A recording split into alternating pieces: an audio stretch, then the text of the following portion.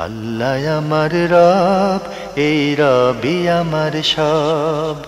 দামে দামে তন মনে তারি অনুভব। তোমার দুনিয়াতে আমি যেদিকে তাকাই, অথই নিয়ামতে ডুবে আছি সবাই। পাক পাখালির গানে শুনি তসবি কলো রব, তসবি কলো রব। আল্লাহ আমার রব, এই রবি আমার সব। আসসালামু আলাইকুম, আলহামদুলিল্লাহ, আসসালাতু ওয়াসসালামু আলা রাসূলিল্লাহ। প্রিয় দর্শক, আপনারা যারা দেশে আছেন প্রবাসে, সবাইকে জানাই মাহে রমজানের শুভেচ্ছা। শুরু হলো এনটিভি আয়োজিত এবং লাভ হলো নিবেদিত অনুষ্ঠান আপনার জিজ্ঞাসা। আপনাদের সাথে আছি আমি জয়নুল আবেদিন আজাদ। আর আপনাদের মনোযোগা প্রশ্নের জিজ্ঞাসার সরাসরি জবাব দিচ্ছেন বিশিষ্ট আলেম ডক্টর মোহাম্মদ সাইফুল্লাহ। আসসালামু আলাইকুম ওয়া রাহমাতুল্লাহি ওয়া বারাকাতুহু। প্রিয় দর্শক, আমাদের আজকের প্রাসঙ্গিক আলোচনার বিষয় খাওয়ার সুন্নাত তরিকা। চলুন তাহলে জিজ্ঞাসার আলোকিত ভুবনে আমরা প্রশ্ন নিচ্ছি। আসসালামু আলাইকুম, প্রিয় দর্শক, পরিচয় দিয়ে প্রশ্ন করুন। ওয়ালাইকুম আসসালাম। আমার দুইটি প্রশ্ন। প্রথম প্রশ্ন হচ্ছে যে গতকাল লাইন চেষ্টা করেছিলাম, পাইনি। গতকাল আমার একটা সমস্যা হয়েছিল। রোজা রাখা অবস্থায় কাজ করতে গিয়ে চামড়া কেটে গিয়েছিল এবং রক্ত বের হয়েছিল। প্রচুর পরিমাণে প্রবাহিত হয়নি, কিন্তু অস্ত্রে লেগেছিল রক্তটা। তো এই অবস্থায় রোজাটা কি আমার কি অবস্থা, রোজাটা হলো কিনা? দ্বিতীয় প্রশ্ন হচ্ছে যে আমার রোজার আগে থেকে প্রচন্ড ভাবে ইচ্ছে এবং নিয়ত ছিল যে রমজান মাস শুরু থেকে আমি অনেক বেশি কোরআন পড়বো। তো হঠাৎ করে আমি এমন শ্বাসকষ্টে আক্রান্ত হয়ে যাই যে নামাজের মধ্যে কিরাত পড়াটাই আমার জন্য একটু কষ্টকর হয়ে দাঁড়ায়, কথা বলতেও কষ্ট হয়। সেক্ষেত্রে কোরআন পড়তে শ্বাসের টান শুরু হয়ে যায়।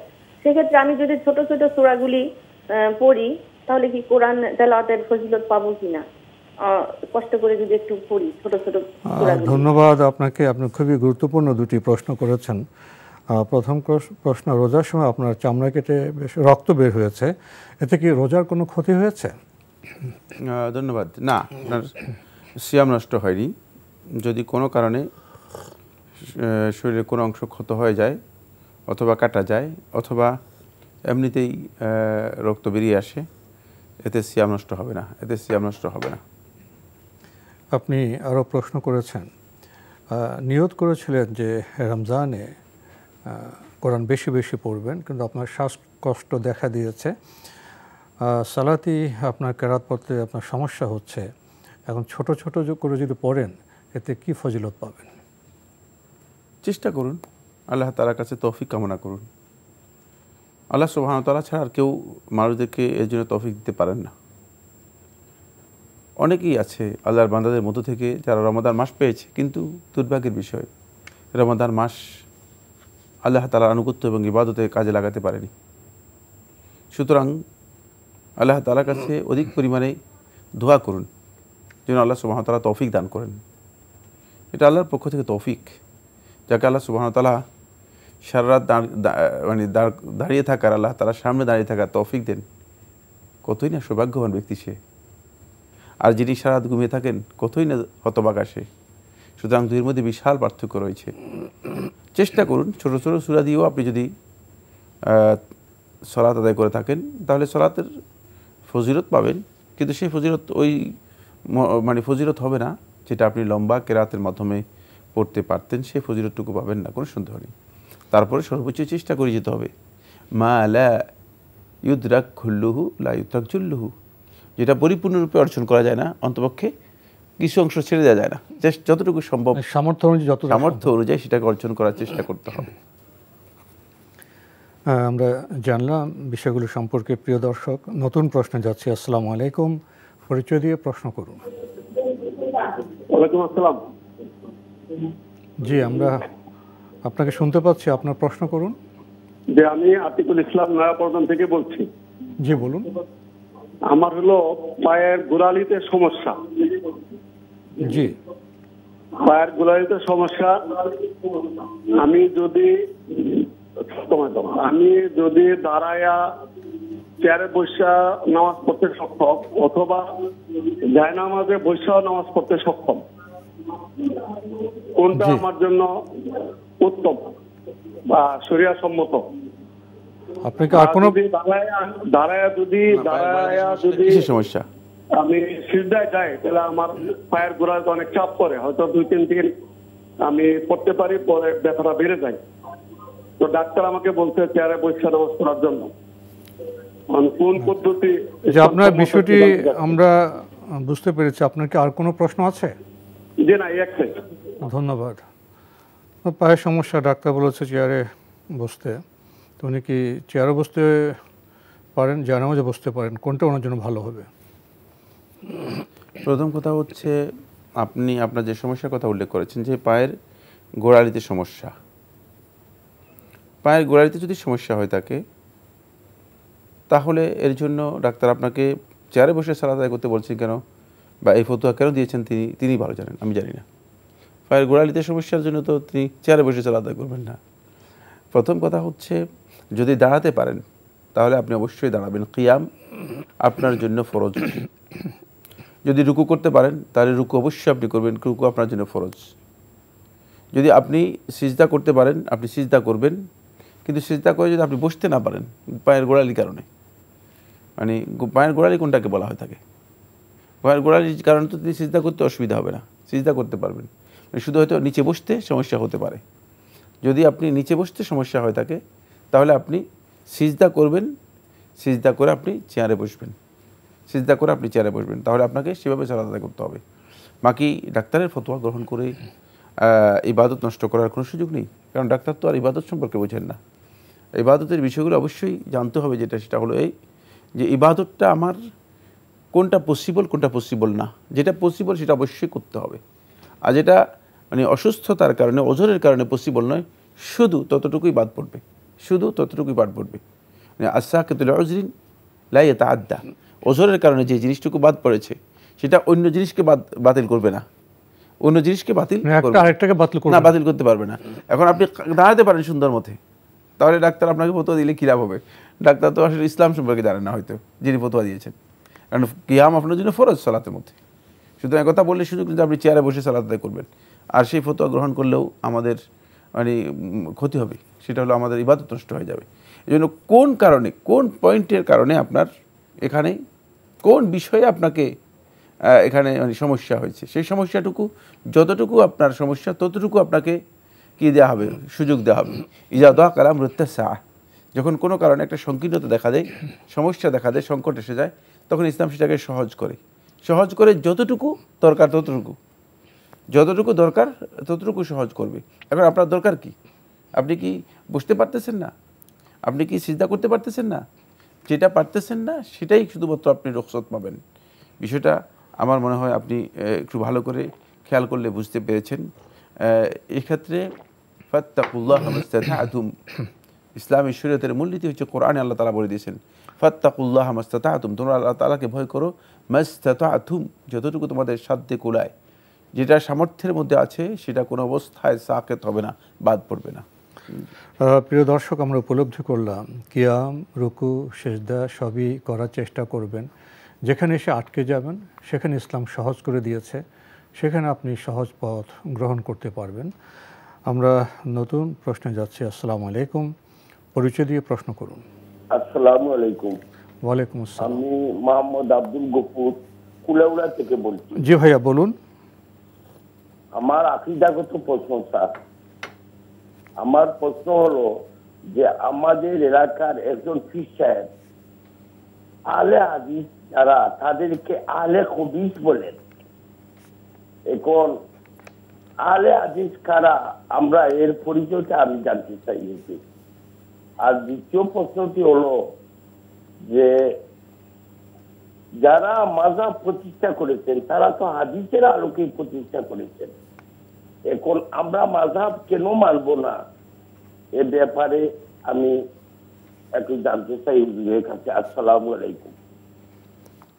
ভাই, আপনি তো প্রশ্ন করলেন, দীর্ঘ প্রশ্ন। প্রথম প্রশ্ন আপনি বলছেন আকীদা সংক্রান্ত, আহলে হাদিস কারা, আর আপনি আবার এখানে মন্তব্য যোগ করেছেন যারা মাযহাব প্রতিষ্ঠা করেছেন তারা তো হাদিস মেনেই মাযহাব প্রতিষ্ঠা করেছেন, তাহলে মাযহাব কেন মানব না? প্রথম কথা হচ্ছে আহলে হাদিসদেরকে আপনাদের এলাকায় অনেক পীর সাহেব আছে, অনেক লোকেরা আছে যারা আহলে খবিস বলে থাকে। আহলে হাদিসদেরকে যারা গালি দেয় তাদের সম্পর্কে ইমাম আবু মোহাম্মদ বারবাহারি রহমতুল্লাহ, ইমামুল হুদা ওয়াস সুন্নাহ, ইমাম আহমদ ইবনে হাম্বল রহমতুল্লাহ থেকে বর্ণনা করেন। তিনি বলেন যারা আহলে হাদিসদেরকে গালি দেয় তারা মূলত তাদের দ্বীনের ব্যাপারে সন্দেহ রয়েছে, অর্থাৎ তাদের মৌলিক আকীদাগত বিচ্যুতি রয়েছে এবং তাদের দ্বীন সঠিক নয়। হয়তো তাদের অন্তর মধ্যে মুনাফিকি রয়েছে অথবা তাদের দ্বীনের মধ্যে বিচ্যুতি রয়েছে। ফাত্তাহিমহু আলা দ্বীন, হুবহু এই শব্দ উল্লেখ করেছেন ইমাম বারবাহারি রহমতুল্লাহ আলাইহি, যে তার দ্বীনের ব্যাপারে তুমি সন্দেহ করো, তার ব্যাপারে দ্বীনের ব্যাপারটাকে তাকে তহমত দাও যে তার দ্বীন ঠিক নেই। সুতরাং আহলে হাদিসদেরকে যারা আহলে খবিস বলে তারা পথভ্রষ্ট, বিভ্রান্ত, তারা হেদায়েতভ্রষ্ট লোক। এবার আমি বলবো যে আহলে হাদিস কারা? আহলে হাদিস হচ্ছে যারা রাসূল সাল্লাল্লাহু আলাইহি ওয়াসাল্লাম এর মৃত্যু বা তিরোধানের পর সাহাবায়ে কেরাম এবং সাহাবায়ে কেরামদের যারা সত্যিকার অনুসারী ছিলেন, যারা দ্বীনের উপর অবিচল ছিলেন, তাদের দেখানো যে তরিকা মানহাজকে, তাদের দেখানো যে রাস্তা এবং পথ পদ্ধতিকে যারা নির্ভেজাল নিঃশর্তভাবে অনুসরণ করে থাকে, তারা হচ্ছে আহলুল হাদিস। এখানে কোনো গ্রুপ বা দল নয়, এটাও জানতে হবে। এটা সুনির্দিষ্ট কোনো গ্রুপ বা দল নয়। যারা নির্ভেজাল সাহাবায়ে কেরামদের পরবর্তী তাবেঈ সহ যারা রাসূল সাল্লাল্লাহু আলাইহি ওয়াসাল্লামের উত্তম অনুসারী ছিলেন, তাদের যেই মানহাজ বা তরিকা রয়েছে, এই তরিকাকে যারা নিঃশর্ত এবং নির্ভেজালভাবে অনুসরণ করে থাকে, তারা হচ্ছে আহলুল হাদিস। সুতরাং প্রশ্নই আসে না। এদের আহলুল হাদিসদের ব্যাপারে যুগ যুগ ধরে তাদের ব্যাপারে সুস্পষ্ট বক্তব্য রয়েছে।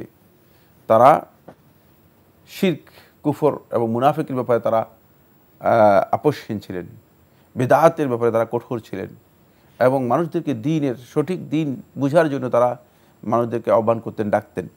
তাই যারা এই আহলে হাদিসদেরকে বিরোধিতা করে, হয়তো সে বিদআতি হবে অথবা প্রবৃত্তির অনুসারী হবে অথবা খারিজি হবে অথবা সেই ব্যক্তি পথভ্রষ্ট, বিভ্রান্ত, বিচ্যুত, এছাড়া আর কিছুই নয়। দ্বিতীয় নম্বর যে বিষয়টি আপনি প্রশ্ন করেছেন সেটা হলো মাযহাব আলেমরা প্রতিষ্ঠা করেছেন, তারা তো হাদিসের ভিত্তিতেই প্রতিষ্ঠা করেছেন, তাহলে আমরা মাযহাব মানব না কেন? এক নম্বর কথা হচ্ছে কোনো আলেম মাযহাব প্রতিষ্ঠা করেননি, এ বক্তব্য সঠিক নয়। আলেমরা মাযহাব প্রতিষ্ঠা করে যাননি। পরবর্তী আলেমদের মানে অনুসারী যারা আছে তারা আলেমদের এই বক্তব্যের আলোকে, আলেমদের স্কুল অফ থট, তাদের যে গবেষণা রয়েছে, গবেষণার আলোকে তাদের গবেষণাগুলোকে কম্পাইল্ড করেছেন, এগুলোকে কি করেছেন, একসাথে সংকলন করেছেন। এটা আলেমরা মাযহাব তৈরি করে গিয়েছেন এই কথা শুদ্ধ নয়। ইমাম আবু হানিফা রাহমাতুল্লাহ আলাইহি কোনো মাযহাব তৈরি করেছেন এবং কি তার কিতাব নেই, তারা গবেষণা করে ফিকহের উপর তার কোনো কিতাবই নেই। মাযহাব তৈরি করলে তো তিনি বলতেন যে আমি মাযহাব তৈরি করেছি, ফিকহের উপর তার কোনো কিতাবই নেই। বাকি ইমামদের তো কিছু কিছু কিতাব রয়েছে, কি ইমাম রাহমাতুল্লাহ আলাইহির ফিকহের উপর কোনো কিতাবই নেই সঠিক, তার কাছ থেকে মানে সুনির্দিষ্টভাবে সহিহ কোনো সনদে কোনো কিতাবই ফিকহের উপর পাওয়া যায়নি। সুতরাং প্রশ্নই আসে না। বাকি দুই নম্বর যে বিষয়টি সেটা হলো, যেহেতু স্কুল অফ থট গবেষণার বিষয় রয়েছে, গবেষণার বিষয়গুলোতে গবেষণা করতে গিয়ে নুসুসের ফাহাম, দলিলের যে বুঝ আছে সেই বুঝের মধ্যে মতপার্থক্য হতেই পারে, ফলে মতপার্থক্য হয়েছে। এখন আপনি মতপার্থক্য হলে আপনি দুইজন আলেমের বক্তব্য থেকে আপনি যেটা জাস্টিফাই করতে পারবেন কোরআন এবং হাদিসের ভিত্তিতে, সঠিকটাকে গ্রহণ করতে পারবেন। এই কারণেই তারা যখন মতপার্থক্য হয়েছে, মত বৈচিত্র্য হয়েছে, তাদের গবেষণার মধ্যে মানে বিভিন্নতা এসেছে, তখন তারা একথা স্পষ্ট করে গেছেন যে আমরা যে গবেষণা করেছি এই গবেষণা হচ্ছে আমাদের গবেষণা, আমার গবেষণা, কিন্তু ইজা সাহাল হাদিসু ফাহুয়া মাযহাবি, যখন সহিহ হাদিস পেয়ে যাবে সেটাই আমার মাযহাব। মানে আমার কাছে যতটুকু ইলম আছে, যতটুকু জ্ঞান আছে, কারণ তখনকার সময় হাদিসগুলো সব সংকলিত হয়নি, তারা তো হাদিস পেয়ে গবেষণা করেননি, হাদিস না পেয়ে গবেষণা করেছেন এবং হাদিসের কাছে তো সারেন্ডার করেছেন। সেটা হচ্ছে মানে হাদিসের ভিত্তিতে হাদিস পেয়েছেন বা হাদিস পাননি সেটা আরেকটি বিষয়। মানে সেখানে বক্তব্য যেটা সেটা হচ্ছে মানে তারা গবেষণা করেছেন সোজা কথা, হয়তো হাদিসের বুঝের ব্যাপারে মতপার্থক্য হয়েছে, মত বৈচিত্র্য হয়েছে ইত্যাদি ইত্যাদি। যাই হোক, গবেষণার মধ্যে মত বৈচিত্র্য আছে, কিন্তু তারা স্পষ্ট করেছেন যেটা সেটা হলো যদি সহি বক্তব্য আমার বক্তব্যের বাইরে পাওয়া যায় সেটাই হচ্ছে মাযহাব, সেটাই আমার বক্তব্য, সেটাই আমাকে গ্রহণ করতে হবে, তোমাদেরকে গ্রহণ করতে হবে। ফলে আপনি এখন যদি মাযহাবের গ্রহণ করেন, এটা আপনার জন্য নাজায়েজ কেউ বলে নেই। এটাও খুব ভালো করে খেয়াল রাখতে হবে। আমরা এই ফতোয়া দেই নেই যে আপনি মাযহাব গ্রহণ করলে, মাযহাবের অনুসরণ করলে এটা নাজায়েজ হয়ে যাবে। দুনিয়ার কোনো আলিম কথা বলেন নেই। যিনি যদি বলে থাকেন তাহলে তিনি তাও সঠিক বলেননি। খেয়াল রাখতে হবে, খুবই স্পষ্ট বক্তব্য, খুবই স্পষ্ট বক্তব্য। যদি আপনি মাযহাবের অনুসরণ করেন তাহলে আপনি আপনার যেটা নাজায়েজ অথবা অবৈধ হারাম, এ কথা দুনিয়ার কেউ বলেন নাই। কিন্তু কোন জায়গায় সমস্যা সেটা হলো এই, যদি আপনি মাযহাবের দোহাই দিয়ে অথবা মাযহাবের কথা বলে নবী সাল্লাল্লাহু আলাইহি ওয়াসাল্লামের সুন্নাহকে অস্বীকার করে বসেন, নবী সাল্লাল্লাহু আলাইহি ওয়াসাল্লামের হাদিসকে আপনি বাদ দেন, নবী সাল্লাল্লাহু আলাইহি ওয়াসাল্লামের আমলকে বাদ দেন, কারণ তখন আপনি প্রবৃত্তির অনুসারী হয়ে যাচ্ছেন। তখন আপনি একজন ব্যক্তির বক্তব্যকে নবী সাল্লাল্লাহু আলাইহি ওয়াসাল্লামের বক্তব্যের উপর প্রাধান্য দিচ্ছেন। এই জন্য আমরা বলছি, যদি কোনো বক্তব্য কোনো মাযহাবের অথবা কোনো আলেমের, কোনো মুজতাহিদের মাহমা বালাগাত দারাজাতু, তিনি যতই উচ্চ পর্যায়ের হন না কেন, নবী সাল্লাল্লাহু আলাইহি ওয়াসাল্লামের বক্তব্যের সাথে সাংঘর্ষিক হবে, প্রশ্নই আসে না। এই কথা বলার বা এই কথা চিন্তা করার যে নবী সাল্লাল্লাহু আলাইহি ওয়াসাল্লামের বক্তব্য বাদ দিয়ে, নবী সাল্লাল্লাহু আলাইহি ওয়াসাল্লামের কথাকে বাদ দিয়ে, নবী সাল্লাল্লাহু আলাইহি ওয়াসাল্লামের হিদায়াতকে বাদ দিয়ে আমরা কোনো ব্যক্তির হিদায়াতকে গ্রহণ করব। যদি গ্রহণ করেন তাহলে অবশ্যই আপনার এক্ষেত্রে বিচ্যুতি রয়েছে, বিভ্রান্তি রয়েছে, কোনো সন্দেহ নেই। আমাদের আজকের প্রাসঙ্গিক আলোচনার বিষয় খাবার সুন্নাত তরিকা, খুবই গুরুত্বপূর্ণ বিষয়। আমরা খেয়ে থাকি কিন্তু তরিকা কি পালন করি, এসব বিষয় নিয়ে যদি কিছু বলতেন। ধন্যবাদ আপনাকে। অত্যন্ত গুরুত্বপূর্ণ একটি বিষয়। যেহেতু আমরা জানি যে মা মিন শাইইন ইল্লা ওয়া ফিহি সুন্নাতুল মুত্তাবা, এমন কোনো বিষয় নেই যেখানে নবী সাল্লাল্লাহু আলাইহি ওয়াসাল্লামের একটি অনুসৃত পন্থা অথবা সুন্নাহ নেই। সুতরাং আমরা যখন খাই অথবা খাবারের জন্য বসি, তখন আমরা কি নবী সাল্লাল্লাহু আলাইহি ওয়াসাল্লামের সুন্নাহ কেমন, নবী সাল্লাল্লাহু আলাইহি ওয়াসাল্লাম কীভাবে খেতেন, আমি জেনে খাই, সেই বিষয়গুলোকে আমরা বিবেচনা করছি কিনা অথবা আমরা জানছি কিনা, এটা জানা একজন ইমানদার হিসেবে আমাদের জন্য খুবই জরুরি। কারণ আমি নবী সাল্লাল্লাহু আলাইহি ওয়াসাল্লামকে যদি কদওয়া মনে করে থাকি, মডেল মনে করে থাকি, তাহলে অবশ্যই নবী সাল্লাল্লাহু আলাইহি ওয়াসাল্লামের সুন্নাহগুলো আমাদের জন্য খুবই গুরুত্বপূর্ণ। দুর্ভাগ্যের বিষয় হচ্ছে এই সুন্নাহগুলো আমাদের কাছে, অনেকের কাছে যারা আছে কিন্তু খাবার সময় খেয়াল থাকে না, খাবার সময় সেগুলো হারিয়ে যায়। তো আমরা চেষ্টা করব, অনেক লম্বা বক্তব্য বা লম্বা বিষয়, যেহেতু এটা আসলে প্রশ্ন উত্তরের প্রোগ্রাম, এখানে একটু দৃষ্টি আকর্ষণ করা, এখানে এই আলোচনার বিষয় না, এটা অনেক অতিরিক্ত।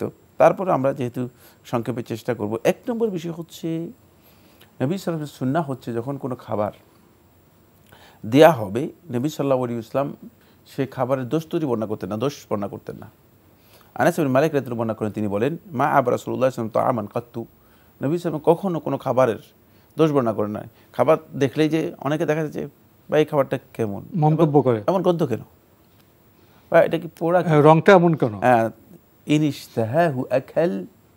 আনাস ইবনে মালিক রাদিয়াল্লাহু বলেন ইনিশতাহাহু আকাল, যদি নবী সাল্লাল্লাহু আলাইহি ওয়াসাল্লাম পছন্দ করতেন খেতেন, আর যদি ইল্লাম ইয়াশতাহিহি লাম ইয়াকুল মিনহু, যদি নবী সাল্লাল্লাহু আলাইহি ওয়াসাল্লাম পছন্দ করতেন না তাহলে খেতেন না, কিছুই বলতেন না। এটা খুবই গুরুত্বপূর্ণ, কারণ একটা জিনিস আপনার পছন্দ হতে পারে, নাও হতে পারে, আবার আরেকজনের পছন্দ হতে পারে। যে যিনি মুদিফ হচ্ছে যিনি মেজবান যিনি আছেন, তিনি হয়তো এটা পছন্দ করেন, এই খাবারটা হয়তো আপনার কাছে সেই খাবারটা মেহমান পছন্দ করছেন না। এখন যদি আপনি বলেন যে ভাই এমন একটা খাবার দিলেন, তাহলে আপনি তার প্রতি একটা অন্যায় করলেন, আহত হবে, তিনি আহত হবেন, কোনো সন্দেহ নেই। এটা প্রথম পয়েন্ট। দ্বিতীয় নম্বর পয়েন্ট, সময়ের কারণে আমরা শুধু পয়েন্টগুলো বলবো, যেহেতু বিস্তারিত আলোচনার সুযোগ নেই। খাবারের আগে আমাদেরকে হাত ধৌত করে নেওয়া, হাত ধোয়ার বিষয়টি আর আলোচনা করার প্রয়োজন নেই। করোনা এসে মানুষদেরকে হাত ধোয়ার একটা ট্রেনিং দেয়, এখন জাতিসংঘ শেখাচ্ছে হাত ধোয়ার বিষয়টি আমাদেরকে একটা ট্রেনিং দিয়ে গিয়েছে।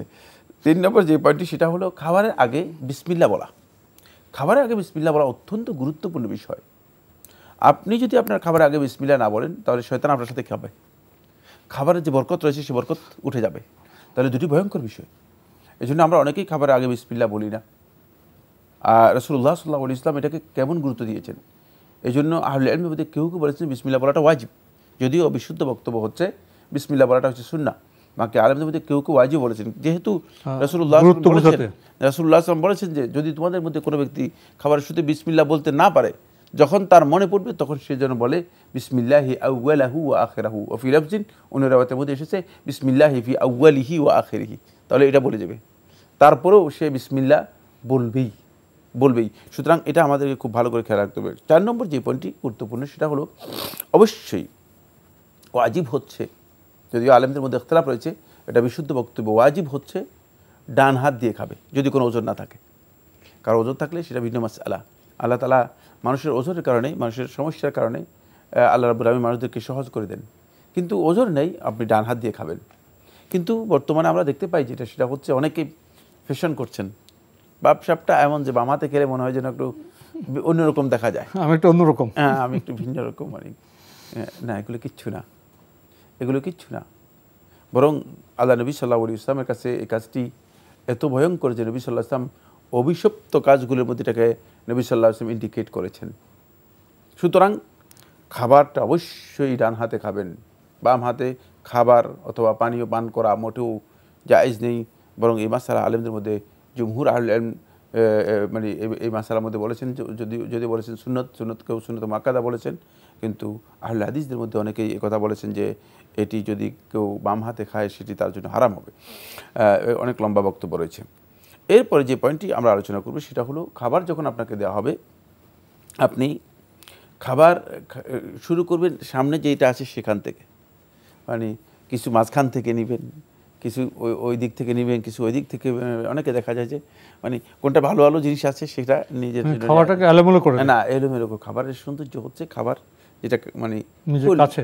কুল মিম্মা ইয়ালিক ইয়া গুলাম, রাসূলুল্লাহ সাল্লাল্লাহু আলাইহি ওয়াসাল্লাম কত সুন্দরভাবে, কত নরম করে বলছেন, ইয়া গুলাম, হে তরুণ কিশোর, কুল মিম্মা ইয়ালিক, তোমার বাসে যেটা আছে সেটা খাও, নিকটবর্তী জায়গা থেকে খাও।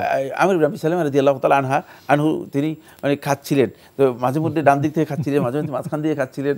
রাসূলুল্লাহ সাল্লাল্লাহু আলাইহি ওয়াসাল্লাম আস্তে করে বলে যে ইয়া গুলাম, হে বালক, হ্যাঁ বালক, তুমি যখন খাবে কুল মিম্মা ইয়ালিক, তোমার পাশে যেগুলো আছে সেখান থেকে খাও, ওই দিক থেকে এদিক থেকে খাবে না। কারণ এটা আদবের পরিপন্থী এবং মানুষ মনে করবে যে লোকটা মনে হয় শত শত বছরের ক্ষুধার্ত আর আমার খাবার দিয়ে যাচ্ছে, কারণ খাবারের পদ্ধতির সাথে এটি মোটেও যায় না। এরপরে যে গুরুত্বপূর্ণ পয়েন্টটি সেটা হলো কোনো অবস্থাতেই নবী সাল্লাল্লাহু আলাইহি ওয়াসাল্লাম পছন্দ করতেন না লা আকুলু ওয়া আনা মুত্তাকি। হাদিসের মধ্যে এসেছে আমি কখনো এই অবস্থায় খাই না যে আমি কোন দিকে হেলান দিয়েছি। এভাবে অনেকে দেখা যায় এভাবে হেলান দিয়ে খাচ্ছে, অনেকে দেখা যায় এইভাবে হেলান দিয়ে খাচ্ছে। হেলান দিয়ে খাওয়াকে নবী সাল্লাল্লাহু আলাইহি ওয়াসাল্লাম অপছন্দ করেছেন, হেলান দিয়ে খাওয়াকে নবী সাল্লাল্লাহু আলাইহি ওয়াসাল্লাম অপছন্দ করেছেন। এখানে অনেক লম্বা একটি আলোচনা রয়েছে, সেটা আহলে হাদিসগণ বিস্তারিত আলোচনা করেছেন এই বিষয়গুলো নিয়ে। এরপরে যে পয়েন্টটি সেটা হলো খাবার যখন আপনার সামনে পেশ করা হবে তখন কোনো খাবার যদি দেখেন যে এটা গরম ধোঁয়া যাচ্ছে, ধোঁয়া শেষ হওয়া পর্যন্ত মানে খাবার শুরু করবেন না, ধোঁয়া কমপ্লিট হতে হবে। মানে ধূম্র যাচ্ছে, ধোঁয়া যাচ্ছে, এরকম খাবার অনেকে দেখা যায় যে এভাবে সেভাবে করে খাওয়া, মানে অত উত্তপ্ত খাবার, অত অস্থির হওয়ার কিছু, হ্যাঁ অত উত্তপ্ত খাবার নবী সাল্লাল্লাহু আলাইহি ওয়াসাল্লাম অপছন্দ করতেন। আর এর মধ্যে অবশ্যই মেডিকেল সায়েন্সের গবেষণা ক্ষতি আছে, এতে ক্ষতি আছে। এই জন্য যখনই কোনো খাবার খাবেন হাদিসের মধ্যে ওয়ালা ইউখালু তাআমুন হাত্তা ইয়াযহাবা বুখারুহু, খাবারের ধোঁয়া যাওয়া পর্যন্ত কেউ খাবার খাবে না। ধোঁয়া যখন চলে যাবে তখন খাবারটা মানে আপনার জন্য উপাদেয় হবে, খাবার উপযুক্ত হবে এবং এটা পেটের জন্য সহনীয় হবে। কারণ পেটের মধ্যে আপনি জানেন যে মানে পেটের ভিতরে যে সমস্ত সীমাবদ্ধতা আছে, হ্যাঁ সেগুলো মানে অনেক জিনিস নিতে পারে না, সেটা মানে আপনারা সবাই জানেন, এই জন্য আমি বলছিও না। 8 নম্বর যে পয়েন্টটি সেটা হলো খাবারের পরিমাণ। এইটাই খুব গুরুত্বপূর্ণ, খুব গুরুত্বপূর্ণ খাবারের পরিমাণ। আমাদের ইফতারের সেহরিতে আমরা যে পরিমাণ খাই এক বুড়িতে সীমাবদ্ধ করেছেন, সেটা হলো ওয়াল মুমিনু ইয়াকুলু ফি মিআন ওয়াহিদ, মুমিন ব্যক্তি শুধু এক বুড়ি পরিমাণ খাবে। ওয়াল কাফিরু ইয়াকুলু ফি সাবআতি আমআ, আর কাফের ব্যক্তি 7 বুড়ি পূর্ণ করে খাবে। সুতরাং খাবারের পরিমাণটা আমাদের খুব ভালো করে খেয়াল করতে হবে।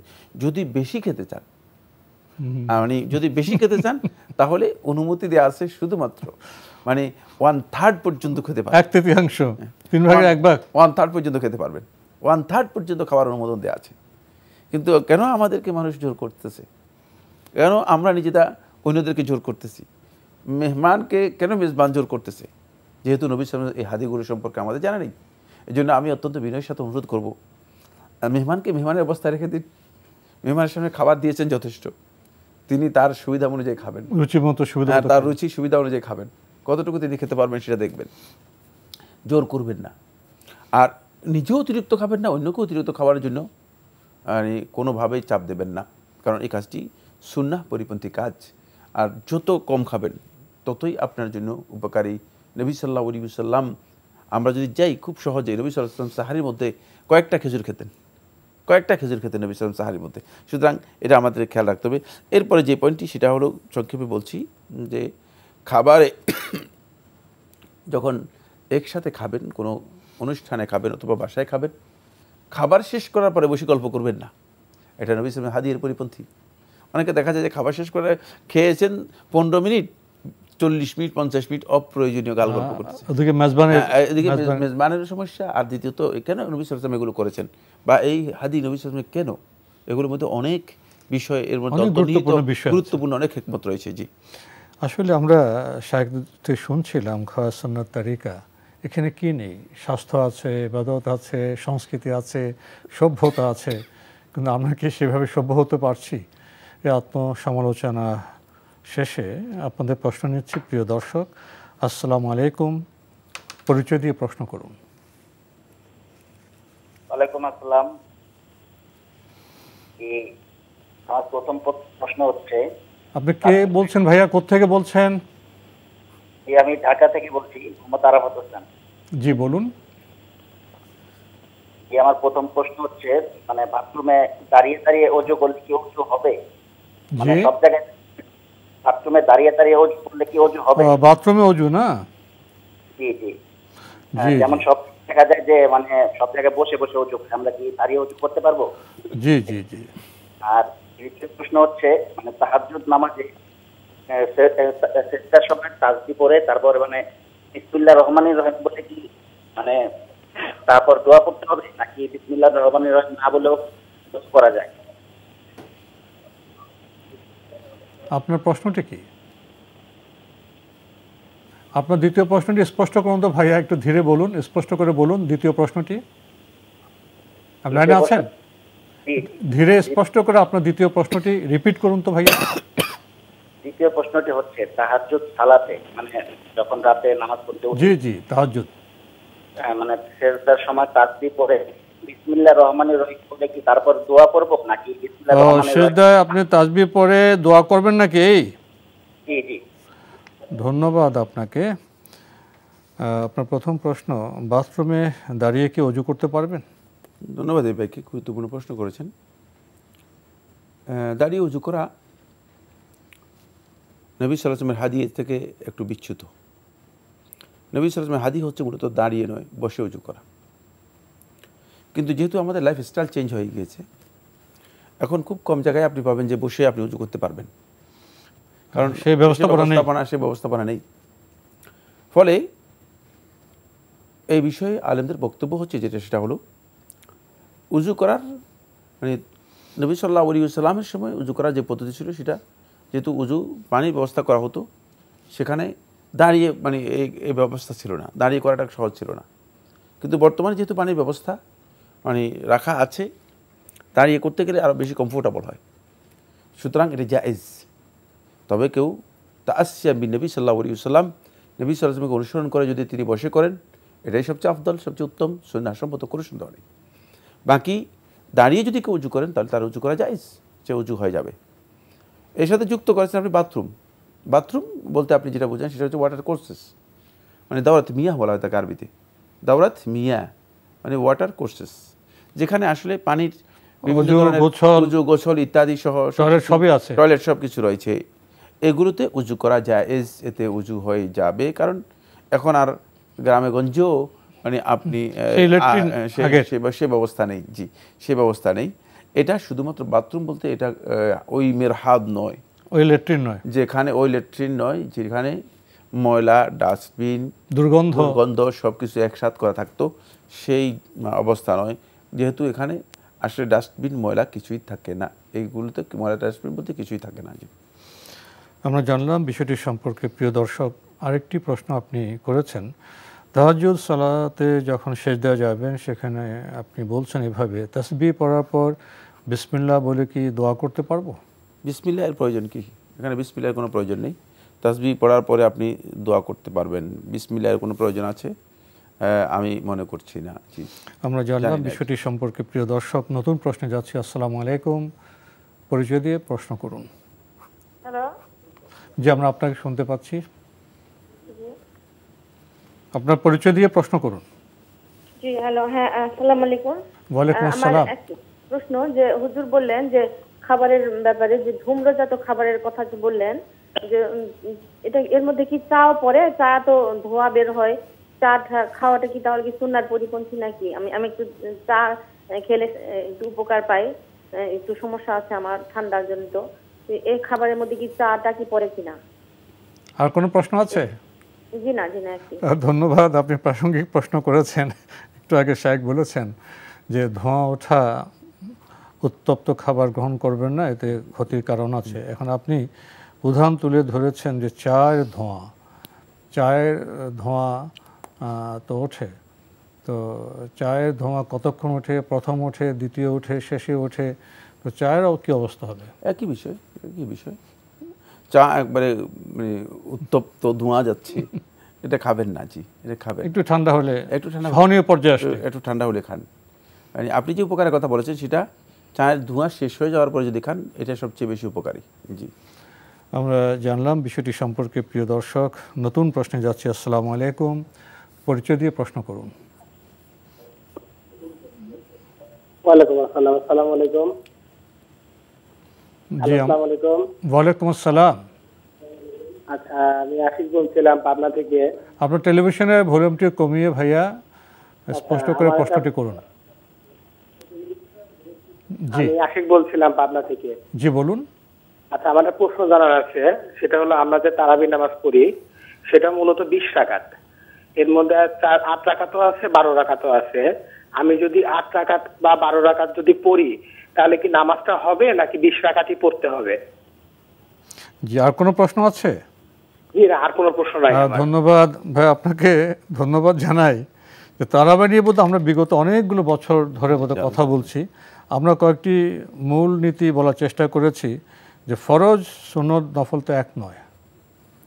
নফলের ক্ষেত্রে আমরা বারবার বলে আসছি, তারাবি আপনি 8 রাকাত পড়তে পারেন, 12 রাকাত পড়তে পারেন, 20 রাকাত পড়তে পারেন, 36 রাকাত পড়ার উদাহরণ আছে। এরপরেও বোধহয় আমার মনে হয় না যে আমাদের কথাগুলো ঠিকভাবে আমাদের দর্শকরা বুঝতে পারছেন কিনা।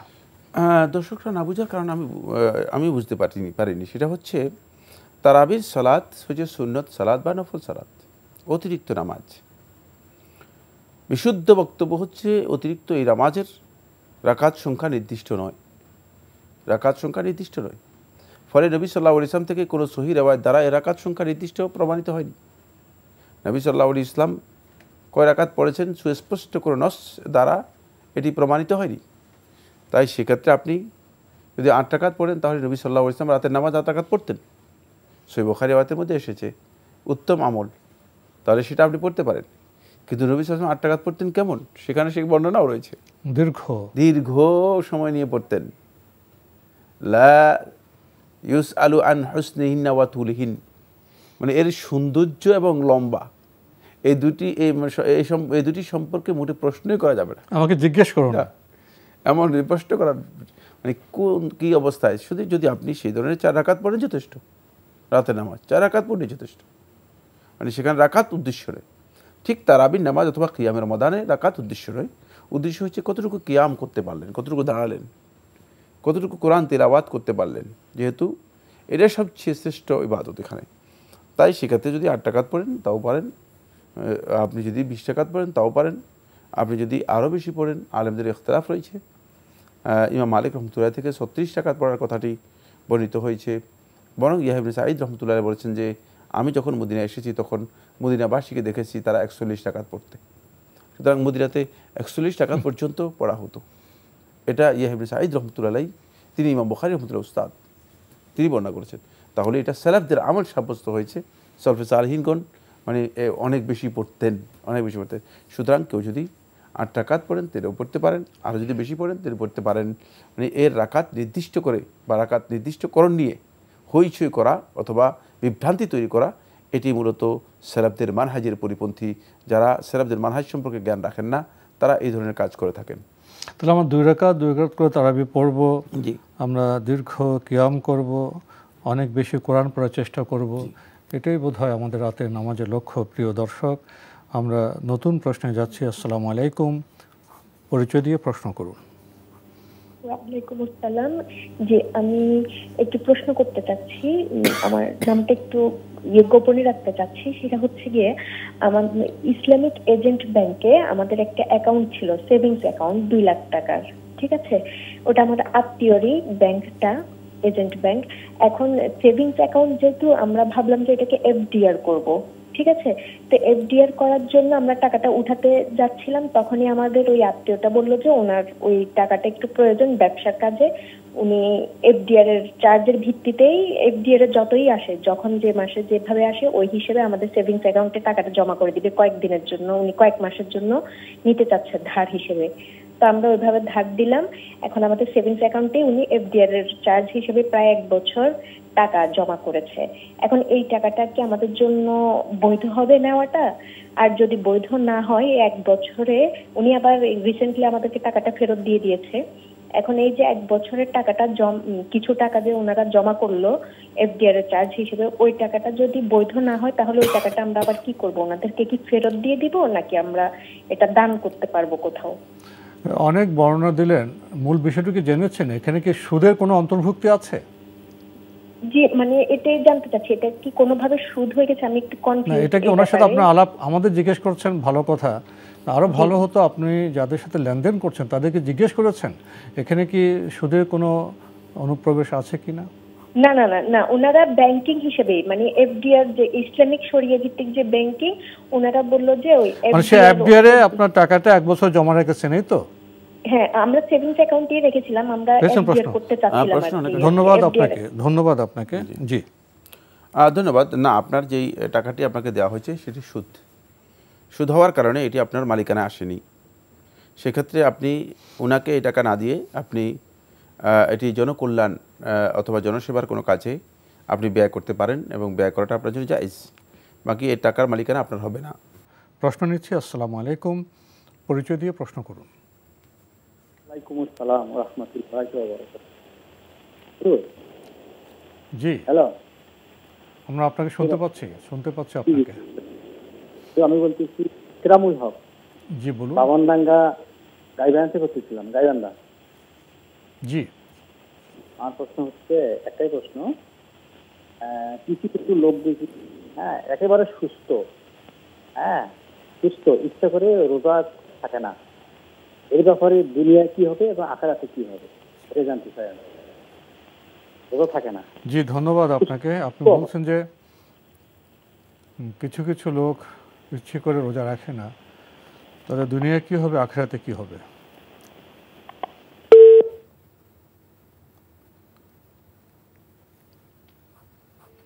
জি, ধন্যবাদ। এভাবে প্রশ্ন করেছেন যে সুস্থ কিন্তু রোজা রাখেন না,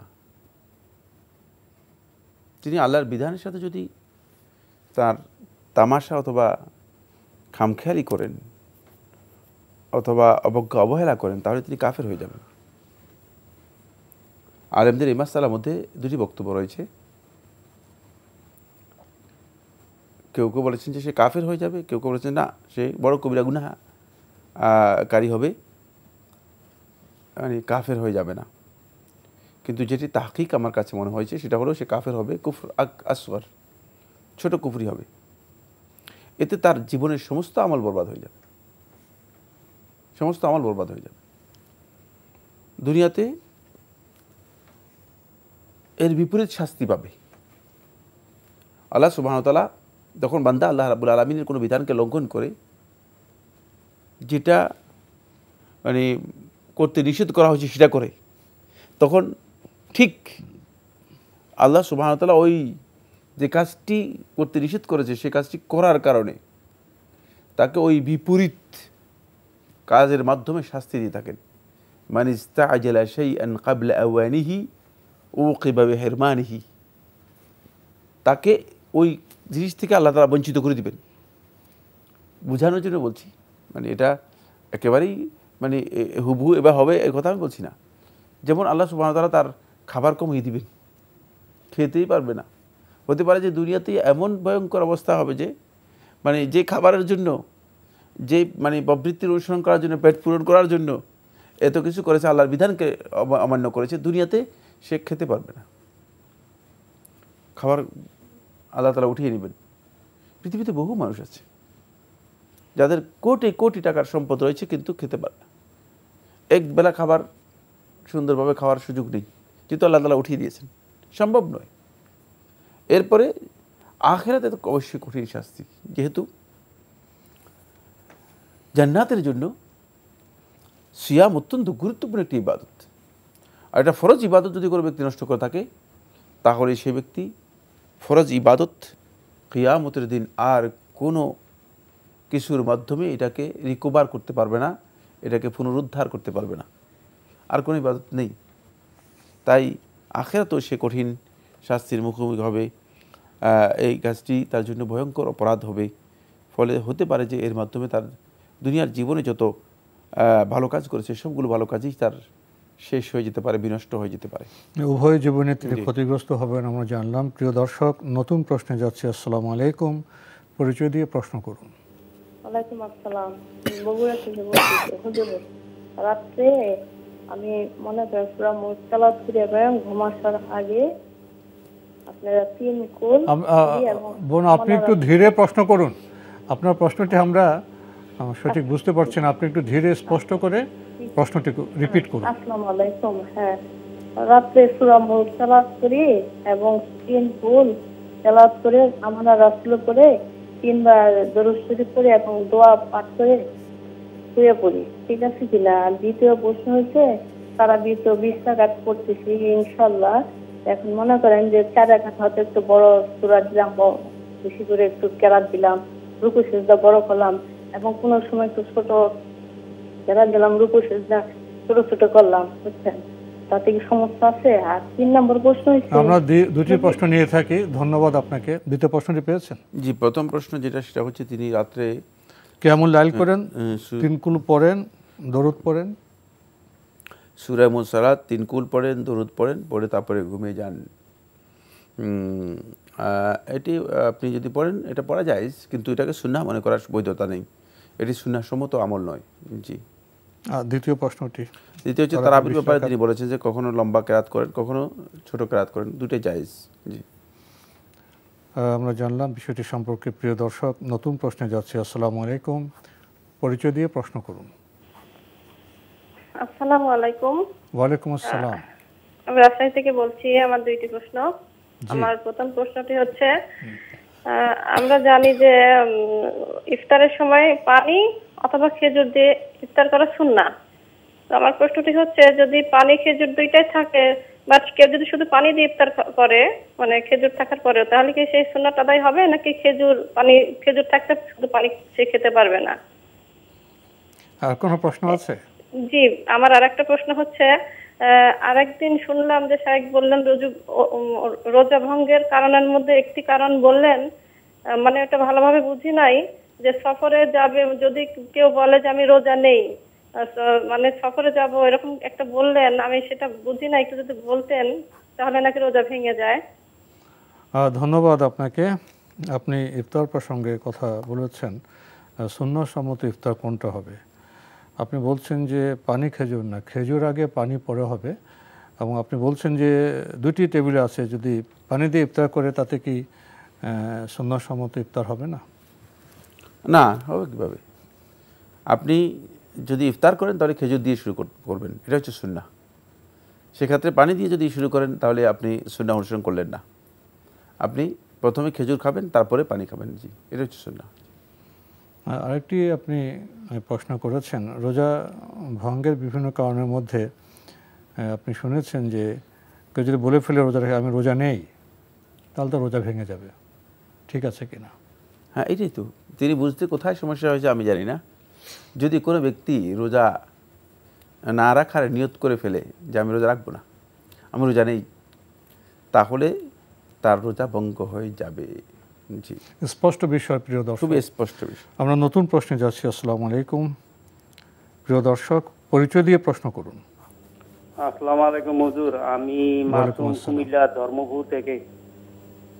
জি, থ্যাঙ্কস। আমার প্রশ্নটি হলো আল কোরআন থেকে, দলিল আল কোরআন সূরা আম্বিয়া আয়াত নম্বর 87 অধ্যায় 21। এই আয়াতে কোরআন বলতেছে, আমি লা ইলাহা ইল্লা আনতা সুবহানাকা ইন্নী কুনতু মিনাজ জালিমিন, এই দোয়াটি পড়ায় আমি অতঃপর আমি ইউনূস নবীকে মাছের পেট থেকে উদ্ধার করে দিলাম। এই আয়াতের মানে কি আমরা সবাই জানতে চাই। থ্যাংক ইউ, বলবেন সংক্ষেপে। আসসালামু আলাইকুম ভাইয়া, আপনাকে ধন্যবাদ। আমার মধ্যে আরেকদিন আপনার সাথে কথা হয়েছিল, আমরা বলেছিলাম এটা জীবন ঘনিষ্ঠ প্রশ্নোত্তরের অনুষ্ঠান। কোরআনে আয়াত বা তাফসীর করতে গেলে তো অনেক সময় প্রয়োজন। কাজটি খুবই ভালো, কিন্তু আমাদের অনুষ্ঠানের সাথে খুব কি সঙ্গতিপূর্ণ আমরা বলেছিলাম একবার। আবার আপনি আজকে সেই কোরআনের আয়াতের ব্যাখ্যা জানতে চেয়েছেন। সূরা আম্বিয়া 87 নম্বর আয়াতে মানে কি? না, মানে তো স্পষ্ট, খুবই সহজ কথা। এখানে আমরা কোরআন কারীমের তাফসীর আমরা করব না, আপনি দেখে নেন। কোরআনের ছোট একটা তাফসীর দেখলেই যথেষ্ট। তাফসীরুল জালালাইন যদি দেখে নেন তাহলে অর্থ হয়ে যাবে লা ইলাহা ইল্লা আনতা সুবহানাকা ইন্নী কুনতু মিনাজ জালিমিন, যে আল্লাহ তাআলা ছাড়া প্রকৃত কোনো মাবুদ নেই। ইন্নী কুনতু মিনাজ জালিমিন, আমি জালেমদের অন্তর্ভুক্ত। যেহেতু ইউনূস ইবনে মাত্তা আলাইহিস সালাতু ওয়াস সালাম তিনি আল্লাহর আযাবের ব্যাপারে ইস্তেজাল করেছেন, তাড়াহুড়ো করেছেন।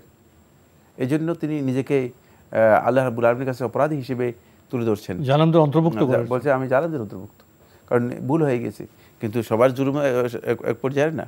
যিনি আল্লাহ তাআলার নৈকট্যপ্রাপ্ত তিনি তার কাছে অপরাধটা যে পর্যায়ের, আমি আমার মতো এরকম আরো অন্যদের মতো জালেম যারা আছে এরা একই না, প্রশ্নই আসে না। জি, মানে অনেক পার্থক্য, অনেক বিশাল বক্তব্য রয়েছে এখানে। এখানে উনি দেখে নেওয়ার জন্য চেষ্টা করুন, তাফসীরের মধ্যে পেয়ে যাবেন। ধন্যবাদ আপনাকে। আমরা নতুন প্রশ্নে যাচ্ছি। আসসালামু আলাইকুম, পরিচয় দিয়ে প্রশ্ন করুন। প্রিয় দর্শক, আপনার পরিচয় দিয়ে প্রশ্ন করুন। আরেকটা কও না তো, দুইটা যে আমরা আপনাকে শুনতে পাচ্ছি, আপনার কণ্ঠ শুনতে পাচ্ছি, আপনার পরিচয় দিয়ে প্রশ্ন করুন। আসসালামু আলাইকুম। ওয়ালাইকুম আসসালাম। আচ্ছা, আমি সিটাং থেকে ইঞ্জিনিয়ার মান্নান কথা বলছিলাম। আমি বহুত দিন পর্যন্ত আপনাকে পাই না, অন্তত কম হইল 2000। ভাই আজকে তো পেলাম, আমরা আজকে আপনাকে পেলাম, আপনারা আমাদেরকে পেলেন। আমরা আপনার কষ্ট শুনি, আজকে পাইলাম, রমজানের উপলক্ষে আজকে পাইলাম। আমি জানতে চাইছিলাম, প্রথম কথা হইলো মহিষ যখন মারা যায় তার জানাজা দেওয়া হয়, এরপরে দেখা যায় নাকি? ঠিক দেখলে কি হয়? জানাজা হয়, তারপরে জানাজা হয়ে গেলে মহিষের জানাজা হয়ে গেলে তার নিকটবর্তী আত্মীয় কেউ যদি আসে তখন দেখা যায় কিনা, দেখলে কি হয়? আত্মীয়রা আসলে তারা কি উপলব্ধি করতে পারে কিনা? না, জি জি, মানে দেখা যায় কিনা, দেখলে কোনো ক্ষতি হয় কিনা? মৃত ব্যক্তিকে জানাজার পরে কেউ দেখতে পারবে কিনা, তার মুখ দেখতে পারবে কিনা, এই তো? জি জি। আর কোনো প্রশ্ন আছে? মৃত ব্যক্তি না, শুধু জানাজা হয়ে গেলে। জি জি জি জি, বুঝতে পেরেছি। জানাজা হওয়ার পরে তার মুখ দেখতে পারবে কিনা আত্মীয় স্বজন, এই তো? আমরা সুন্নত পড়ি, আমরা ফরজ, ওয়াজিব, সুন্নত, নফল পড়ি না? জি জি। তো সুন্নতের মধ্যে যে বলি যে নাওয়াইতু আন উসাল্লিয়া তাআলা রাকাতান সালাতি, মানে সুন্নতু রাসূলুল্লাহ, রাসূল করিম সাল্লাল্লাহু আলাইহি সাল্লামে কি কইতো এই সুন্নত পড়ার সময়? জি, রাসূলুল্লাহ কইতো নাকি উনি? আমরা তো রাসূলুল্লাহ তাআলা মুতাওয়াজ্জিহান ইলা আল্লাহু আকবার, উনি কি বলতেন, এই তো? হ্যাঁ, জি জি। ধন্যবাদ আপনাকে, সুন্দর প্রশ্ন করেছেন। ওনার প্রথম প্রশ্ন, জানাজা হয়ে যাওয়ার পরে আত্মীয় স্বজন এসে যায়, তার মুখ দেখতে পারবেন কিনা? কোনো অসুবিধা নেই।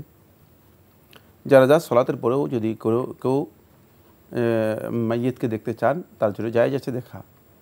বাকি এটা আবেগের মাসালা, আরও অতিরিক্ত কিছুই না। কারণ দেখার মধ্যে অতিরিক্ত কোনো ফজিলত আছে ব্যাপারটি এমন নয়। মৃত্যুর পরে মৃত ব্যক্তির জন্য যেটা সবচেয়ে করণীয় কাজ সেটা হচ্ছে তার জন্য আল্লাহ তাআলার কাছে দোয়া করা। আমরা অনেকে মনে করি যে মানে দেখলে আমাদের সান্ত্বনা, না, সান্ত্বনা হচ্ছে দোয়ার মধ্যে মূলত। তার জন্য দোয়া করলে আপনিও প্রশান্তি লাভ করবেন, তিনিও সব প্রশান্তি লাভ করবেন। সুতরাং দেখার এই মাসালাটি জায়েজ, কিন্তু এটা অনেক বেশি গুরুত্বপূর্ণ বিষয় নয়। উনি আরেকটি প্রশ্ন করেছেন যে আমরা ফরজ, সুন্নত, নফল নামাজ পড়ি, নাওয়াইতুন বলি, রাসূলুল্লাহ বলি, কিন্তু রাসূলুল্লাহ সাল্লাল্লাহু আলাইহি ওয়াসাল্লাম কি বলতেন? ধন্যবাদ আপনাকে। আপনি যে নাওয়াইতুন উসাল্লিয়া তারা, এই যে সুন্নাত রাসূলিল্লাহ, এই যে কথাগুলো বলেছেন এগুলো হাদিস দ্বারা প্রমাণিত হয়নি। সুতরাং প্রশ্নই আসে না নবী সাল্লাল্লাহু আলাইহি ওয়াসাল্লাম এগুলো বলতেন। এগুলো আমরা নিজেরা তৈরি করে আমাদের মন গড়া আমরা আমল করতেছি। আপনি মন গড়া আমল করতেছেন, আমিও মন গড়া আমল করতেছি, যারা শিখাচ্ছে তারা মন গড়া আমল শিখাচ্ছে, সবটাই মন গড়া। এর কোনো ভিত্তি রাসূলুল্লাহ সাল্লাল্লাহু আলাইহি ওয়াসাল্লামের কোনো হাদিসের মধ্যে নেই। নিয়ত হচ্ছে মূলত অন্তরে ইচ্ছা করার নাম, যে আমি এই ওয়াক্তে নামাজ পড়ব, এই সালাত আদায় করতেছি, এটা অন্তরে যে ইচ্ছা, এটাই যথেষ্ট এই নিয়তের জন্য। নিয়তের জন্য কোনো টেক্সট, ভাষার প্রয়োজন, কোনো ভাষা সুনির্দিষ্টভাবে রাসূলুল্লাহ সাল্লাল্লাহু আলাইহি ওয়াসাল্লামের হাদিসে আসেনি। সুতরাং আপনি যেই নিয়তের কথা উল্লেখ করেছেন সেই নিয়ত এটি তৈরি করা নিয়ত, মন গড়া একটি তৈরি করা বক্তব্য। প্রিয় দর্শক, আমরা জানলাম মনের ইচ্ছাটাই নিয়ত, এখানে ভাষার কোনো প্রয়োজন নেই। নতুন প্রশ্নে যাচ্ছি। আসসালামু আলাইকুম, পরিচয় দিয়ে প্রশ্ন করুন। লাইনে আছেন? প্রিয় দর্শক, লাইনে থাকলে আপনার পরিচয় দিয়ে প্রশ্ন করুন। আসসালামু আলাইকুম। আমার প্রশ্নটা ছিল, আপনি টেলিভিশনের ভলিউমটি কমিয়ে আপনার পরিচয় দিয়ে প্রশ্ন করবেন। যে আপনার প্রশ্ন করুন। আমার নাম মোহাম্মদ শরীফ, আমি ঢাকা কলাবাগান থেকে বলছি। জি বলুন। আমার প্রশ্নটা হলো যে আমরা ইদানিং দেখছি যে অ্যাভেলেবেল আপনার যে কুকুর মানুষে মানে খুব মহব্বতের সাথে কুকুর পালে। জি জি, কুকুর পালে মহব্বতের সাথে, কুকুর পালে, বাসায় রাখে এবং কি নিজের বেডরুমে রাখে। এটা ইসলাম, আমরা তো জানি। আপনার প্রশ্নটা কি, এটা ঠিক আছে কি নাই? তো জি জি হ্যাঁ, আমার প্রশ্নটা হলো যে এটা কি ইসলাম সমর্থন করে নাকি, জায়েজ আছে কিনা। আর কোনো প্রশ্ন আছে আপনার? আরেকটা প্রশ্ন হলো জি যে আরেকটা প্রশ্ন হলো যে আমার ইদানিং বলতে এটা সবসময় আমরা হয়তো জানি যে ঘুষটা আমাদের দেশে অহরহ চলে। ঘুষ ছাড়া সাধারণত চাকরি খুব একটা পাওয়া যায় না। তো ঘুষটা পাওয়া যায় না, তো ঘুষ খাইলে ওটার কি মানে এই দুনিয়ায় কি হবে বা পরকালে কি হবে ঘুষটা খাওয়ার ফলে? জি জি, ধন্যবাদ আপনাকে। আপনি খুবই গুরুত্বপূর্ণ দুটি প্রশ্ন করেছেন। ঠিকই বলেছেন, আমাদের সমাজে তো অনেক সাংস্কৃতিক মিশ্রণ হয়েছে। তো কুকুর পালা এটা অন্য সংস্কৃতির বিষয়ে ইদানিং আমাদের সমাজে দেখা যাচ্ছে। কুকুর পালা হয়, বাসায় রাখা শুধু হয় না, বেডরুমে রাখা হয়। তো এই বিষয়টা কি ইসলাম সম্মত? প্রশ্ন না, ইসলামে হারাম, কুকুর পালা হারাম, এটা ইসলাম সম্মত বিষয় নয়। নাহা রাসূলুল্লাহ সাল্লাল্লাহু আলাইহি ওয়াসাল্লাম অনেক তেরা ইল কালব, সহিহ মুসলিমের রাওয়ায়াতের মধ্যে এসেছে রাসূলুল্লাহ সাল্লাল্লাহু আলাইহি ওয়াসাল্লাম কুকুর পালাকে নিষেধ করেছেন। সুতরাং যারা এই আপনি যেভাবে বলছেন যে মোহব্বতের সাথে কুকুর পালে, যে শব্দ বলেছেন, এই শব্দের তো এখানে কোনো সুযোগই নেই। আপনি আশ্চর্য হবেন, মানে ইসলাম যে কুকুরের ব্যাপারে কত কঠিন সিদ্ধান্ত দিয়েছে। সেটা হলো, যদি কোনো পানির কোনো পাত্রের মধ্যে যদি কুকুরের লালা লেগে যায়, অথবা কুকুর যদি জিহ্বা দিয়ে চাটে, তাহলে ওই পাত্র 7 বার ধুতে হবে। একবার না, 7 বার। 7 বার, একবার নয়। আর 7 বার ধুতে হবে। 7ম বারে, কোনো রাওয়ায়াতের মধ্যে 8ম বারে মাটি দিয়ে ভালো করে ঘষতে হবে, ঘষে তারপরে দিতে হবে। এটা পরিষ্কার করার জন্য এই বিধান দেওয়া হয়েছে, একেবারেই সহিহ হাদিসের মধ্যে এসেছে। এটা কত ভয়ঙ্কর হলে আল্লাহ নবী সাল্লাল্লাহু আলাইহি ওয়াসাল্লাম এই কথা বলেছেন, কত ভয়ঙ্কর হলে। পক্ষান্তরে আমরা দেখি, যদি আপনার কোনো কাপড়ের মধ্যে ময়লা লেগে যায় অথবা নাজাসাত লেগে যায়, যে কোনো একটা নাজাসাত লেগে গেল, অপবিত্র জিনিস লেগে গেল, তাহলে আপনি শুধুমাত্র অপবিত্র জিনিসটা পানি দিয়ে ধুলেই যথেষ্ট হয়ে যাবে। সেটা 7 বার ধোয়ার কোনো প্রয়োজন নেই। তাহলে কুকুর যারা পালছেন, কুকুরের লালা সব সময় পড়ে। কুকুর তো সরাসরি কি করতে পারে না, নিজের জিহ্বাকে থামাতে পারে না। এমন কোরআন বলে দিয়েছে, কুকুরের মানে কুকুরকে আল্লাহ তাআলা এভাবে সৃষ্টি করেছেন, ফলে কুকুর সবসময় জিহ্বা খোলা থাকে এবং এই জিহ্বা দিয়ে সবসময় তার লালা পড়তে থাকে। তাহলে যারা এই কাজটি করছেন, তারা একদিকে সুন্নাহ পরিপন্থী কাজ করছেন, আরেকদিকে ভয়ঙ্কর একটি অপরাধের কাজ। যেহেতু এর মধ্যে আপনি যখন গবেষণা করবেন, দেখবেন যে কুকুরের এই লালার মধ্যে ভয়ঙ্কর অসুস্থতা রয়েছে। এটা আধুনিক গবেষণার মাধ্যমে প্রমাণিত হয়েছে। আমি বেডরুমে নিয়ে আসার কথা বলছি না, কোনো প্রয়োজনে কি কুকুর পালা যাবে? কোনো প্রয়োজনে কি কুকুর পালা যাবে, প্রহরী বা এই ধরনের? সেটা পাহারার কাজের জন্য যদি হয় থাকে সেটা ভিন্ন মাসআলা, এটা কুকুর পালা বলা হয় না, এটা হলো প্রশিক্ষণ দেয়া, ওটা অন্য বিশেষ কাজে। কিন্তু যখন গৃহপালিত পশুর মতো যেভাবে পালা হচ্ছে এটা ইসলামে হারাম। জি জি জি। আরেকটি প্রশ্ন করেছেন ঘুষ খাওয়া প্রসঙ্গে, ঘুষ খেলে পরকালে কি হবে? ঘুষ হারাম, কোনো সন্দেহ নেই। যদি কেউ খাইয়ে থাকেন পরকালে তিনি জাহান্নামের আগুন নিজের পেটের মধ্যে প্রবেশ করালেন। ইন্নামা ইয়াকুলুনা ফি বুতুনিহিম নারা, তারা তাদের পেটের মধ্যে আগুন প্রবেশ করালেন। জি, আমরা জানলাম বিষয়টি সম্পর্কে। প্রিয় দর্শক, নতুন প্রশ্নে যাচ্ছি। আসসালামু আলাইকুম, পরিচয় দিয়ে প্রশ্ন করুন। জি, আসসালামু আলাইকুম, আমি আমেরিকা থেকে রওশন বলছিলাম। জি, আমার 3টা প্রশ্ন। 2টি প্রশ্ন করুন। আচ্ছা, 3টা শুনলে আমি খুব খুশি হতাম। আপনি প্রশ্ন শুরু করুন, একটু টেলিভিশনের ভলিউমটা কমিয়ে একটু স্পষ্ট করে প্রশ্ন করবেন। আচ্ছা, আমি একটু টেলিভিশনের সামনে নেই, আমি কিন্তু টেলিভিশনের সামনে নেই, একটু দূরে যাচ্ছি। তো আমার প্রথম প্রশ্ন, আপনি কি আমাকে শুনতে পাচ্ছেন? আমরা আপনাকে আওয়াজ শুনতে পাচ্ছি, কিন্তু শব্দগুলো স্পষ্ট আসছে না। আপনি একটু স্পষ্ট করে ধীরে প্রশ্নটি করুন। জি। আচ্ছা, আমার প্রথম প্রশ্ন যে আমি ওই জার্নার বন্ড কিনছিলাম বাংলাদেশে, ওইটা এই 28শে মার্চ ম্যাচিউর হবে, তো টাকাটা এখন আমি হাতে পাই নাই, তো ওই টাকার আমার এবার জাকাত দিতে হবে কিনা, প্রথম প্রশ্ন। আমরা তো বুঝি নেই, আপনি জাকাত প্রসঙ্গে প্রশ্ন করছেন না? জি জি জি, আমার ওই জার্নার বন্ড কেনা ছিল, সেই বন্ড ম্যাচিউর হবে আপনার 28শে মার্চ। হ্যাঁ, 28শে মার্চ, তবে ওটা পেতে পেতে হয়তো আরো আমার 10-15 দিন সময় লাগবে।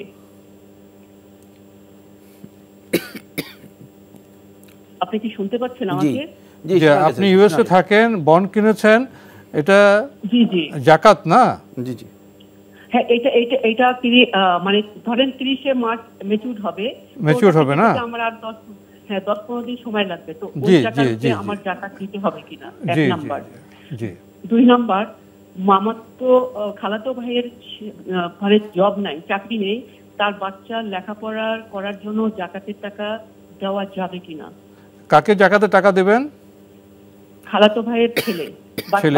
উনি কি দরিদ্র?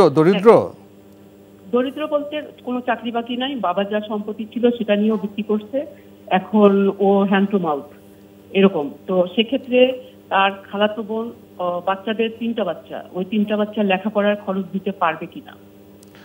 আচ্ছা, ওনাদের এখন সামর্থ্যহীন, তাই না? জি জি জি, আপাতত সে, তার কোনো চাকরি নেই, সামর্থ্যহীন, বাবার কাছে যা সম্পদ পেয়েছিল সে বিক্রি করে সেটা খেয়ে ফেলছে। এখন লেখাপড়ার খরচ দেবেন, এই তো? হ্যাঁ, লেখাপড়ার খরচ। এই খরচটাকে জাকাতের টাকা থেকে দেবেন? হ্যাঁ দিতে, হ্যাঁ।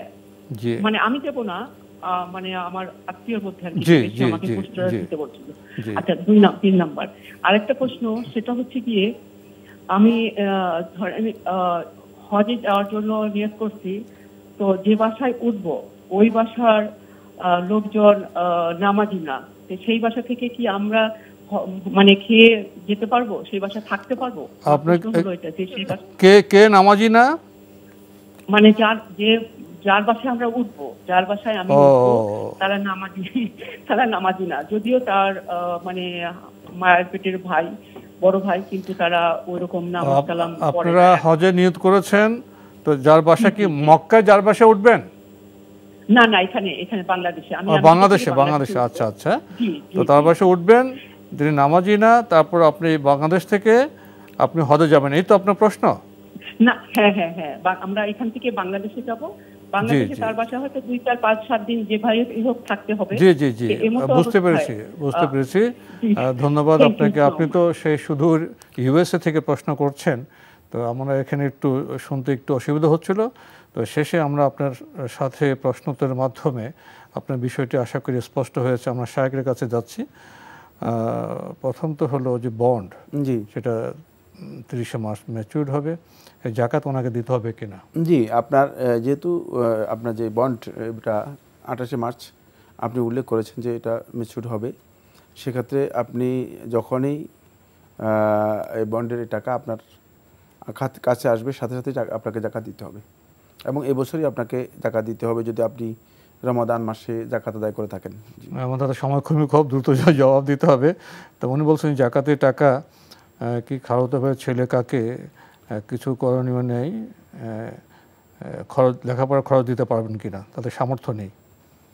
যদি এমন হয় যেটা আপনি উল্লেখ করেছেন হ্যান্ড টু মাউথ, তাহলে তাকে জাকাত দিতে কোনো বাধা নেই। জি। তৃতীয় প্রশ্ন উনি করেছেন, হজে নিয়ত করেছেন বাংলাদেশে এসে হজে যাবেন, যার বাসায় উঠবেন তিনি সালাত আদায় করেন না, কোনো অসুবিধা আছে কিনা? কোনো অসুবিধা নেই, তার বাসায় উঠতে পারেন, কিন্তু উত্তম হচ্ছে যদি এ ধরনের বাসায় না উঠে হোটেলে ওঠা, এটা আপনার জন্য উত্তম। কারণ হচ্ছে তাকওয়ার একটা দাবি আছে, আর একটা হচ্ছে শরীয়তের বৈধতা। এই বিষয়গুলো আমাদের বুঝতে কঠিন হবে। একটা হচ্ছে তাকওয়ার দাবি। তাকওয়ার দাবি হচ্ছে যিনি আল্লাহ তাআলার সাথে আল্লাহর হক নষ্ট করেন, আল্লাহ তাআলার সাথে যার সম্পর্ক মোটেও নেই, মানে তার বাসায় থাকা, তার বাসায় খাওয়া, এটি সত্যিকার ইমানদার মুত্তাকি ব্যক্তিদের জন্য মানে করণীয় নয়, উচিত নয়। কিন্তু ইসলামী শরীয়তের বিধান ভিন্ন। ইসলামী শরীয়ত এটাকে সহজভাবে দেখেছে। যদি আপনাকে কেউ মেহমানদারি করে থাকে, তিনি যদিও মুত্তাকি না হয়ে থাকেন, তিনি যদিও মানে সেভাবে সে ধরনের আল্লাহওয়ালা না হয়ে থাকেন, কিন্তু তার বাসায় আপনি মেহমান হিসেবে খেতে পারবেন, মেহমান হিসেবে থাকতে পারবেন।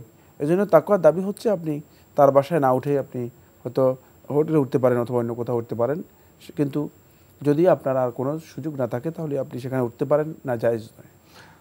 প্রিয় দর্শক, সময়ের কারণে আমরা আজকে আর প্রশ্ন নিতে পারছি না, তবে আপনাদের অবগতির জন্য জানাতে পারি আপনার জিজ্ঞাসা অনুষ্ঠানটি এনটিভি অনলাইনেও আপনারা দেখতে পারবেন। ভিজিট করুন www.ntvbd.com। এছাড়া ইউটিউবে এবং আমাদের ভেরিফাইড ফেসবুক পেজে অনুষ্ঠান দেখতে পারবেন। প্রিয় দর্শক, আমরা চমৎকার সময় কাটালাম আপনাদের সাথে। আপনাদের সুন্দর সুন্দর প্রশ্ন আপনারা পেশ করেছেন, শায়েখের থেকে আমরা জবাব পেয়েছি। আল্লাহ আমাদের জ্ঞানকে বৃদ্ধি করুন, আমল করার তৌফিক দিন, রমজানের যে ফজিলত সেটা আমার জন্য অর্জন করতে পারে আল্লাহর কাছে দোয়া করছি। আপনাদেরকে অনেক ধন্যবাদ। সাইফুল্লাহ ভাই, আপনাকেও অনেক ধন্যবাদ। আপনি আমাদের সময় দিয়েছেন, আমাদের জ্ঞান আহরণে সাহায্য করেছেন। আল্লাহ আপনাকে উত্তম জাযা দিন। আপনাকে উত্তম জাযা দান করুন। আল্লাহ আপনাকে অনেক অনেক ধন্যবাদ। প্রিয় দর্শক, দেখা হবে ইনশাআল্লাহ আগামীকাল একই সময়ে। মহান আল্লাহ আমাদের সবাইকে নিরাপদে রাখুন শান্তিতে। আসসালামু আলাইকুম। আল্লাহ আমার রব, এই রবি আমার সব, দামে দামে তুন মনে তারি অনুভব। আল্লাহ আমার রব, এই রবি আমার সব।